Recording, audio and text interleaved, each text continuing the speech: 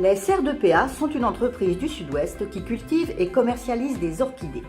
Fondée au milieu des années 1970 par deux passionnés de botanique, les serres sont aujourd'hui dirigées par Rose Robinier, qui s'efforce d'adapter son entreprise aux réalités de la mondialisation et de la société numérique.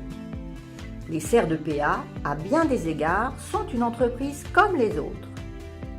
Dans les premiers épisodes des Aventures des serres, conçus pour illustrer le MOOC bien archivé La réponse au désordre numérique, l'entreprise rencontrait quelques dysfonctionnements dans sa gestion documentaire.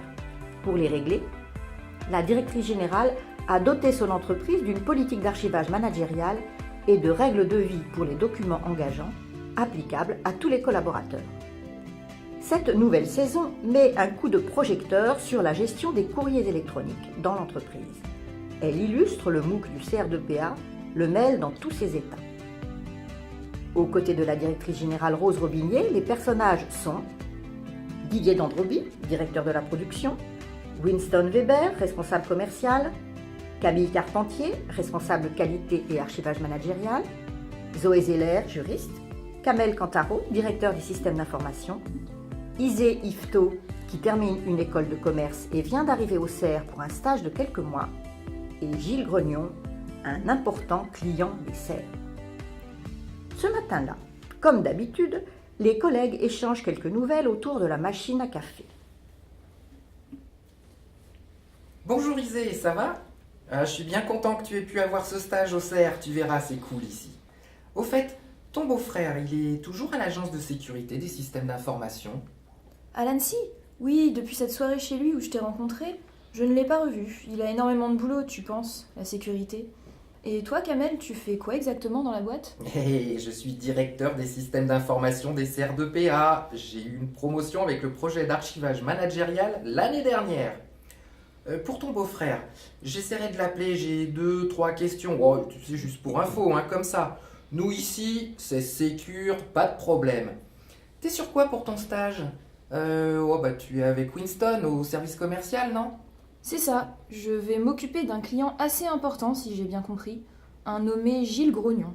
Grognon? Mais c'est LE client en ce moment. Il passe plein de commandes. En revanche, d'après ce qu'on dit, il n'est pas facile à gérer. Tiens, demande à Zoé ou à Didier. On en a déjà ouvert 2 dossiers contentieux avec Grognon. Hello Kamel, tu es Isé? Bienvenue au CER. Grognon, oh oui, c'est un poème. Il envoie des tas de messages jamais clairs, souvent contradictoires. Comprendre ce qu'il veut, c'est pire que de démêler une pelote de laine. J'ai reçu un mail de Winston à Grognon dénommé Une bonne affaire, où il lui dit qu'il a bien reçu ses 36 messages, mais que Winston sera absent quelques semaines et ne pourra pas s'occuper de lui directement. Je ne comprends pas trop ce que veut Winston. On dirait qu'il me refile une patate chaude.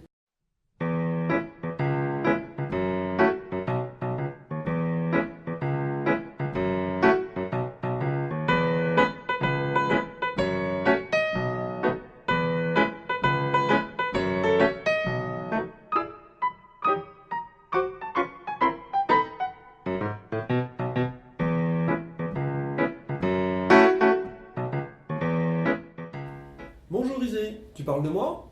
Oui, tu me diras pourquoi tu me mets en copie cachée de ton mail à Grognon.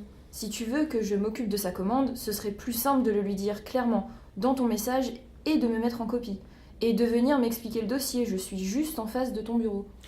Oui, mais non, en fait, c'est que j'ai écrit le message dimanche soir. Je voulais pas que Grognon puisse te contacter tout de suite. Ouais, à propos, que pensez-vous de la déconnexion? On en parle beaucoup en ce moment, c'est un droit intéressant pour les collaborateurs, non? Moi, je vais à la pêche le dimanche et mon smartphone reste à la maison. Ça, Didier, ça s'appelle un comportement écologique. Bravo. Il paraît que l'empreinte carbone de la messagerie électronique est loin d'être négligeable. Avant, les disclaimers disaient « N'imprimez pas ce message, pensez à l'environnement ». Mais depuis quelque temps, on commence à lire des slogans pour économiser les mails et le ministère du Développement durable recommande même de limiter l'envoi des pièces jointes. Au fait, Kamel, j'ai reçu un message un peu curieux hier. Un type qui me dit qu'on s'est déjà rencontré dans un salon et qui me propose de regarder son site de plantes d'intérieur avec une adresse internet dans le message. Je sais pas pourquoi, ça m'a paru suspect. Il y avait trop de fautes d'orthographe. Ça doit être une tentative d'hameçonnage, normal pour un pêcheur.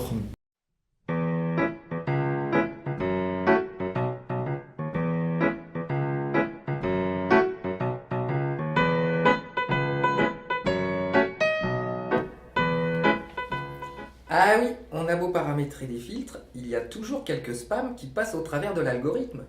C'est simple de vérifier, Didier. Il faut passer la souris sur le lien sans cliquer. Ça permet de voir d'où vient vraiment le message. Et quand c'est un nom de domaine d'Asie du Sud-Est, alors que ça prétend venir de Lyon ou de Bruxelles, tu peux supprimer le message tout de suite. Bonjour tout le monde. Bonjour Camille, tu as passé des bonnes vacances? Oui, mais je suis rentrée depuis près d'une semaine. Ah bon? Alors tu devrais désactiver tes messages automatiques qui disent que tu rentreras la semaine dernière. J'en ai encore reçu 3, rien que ce matin.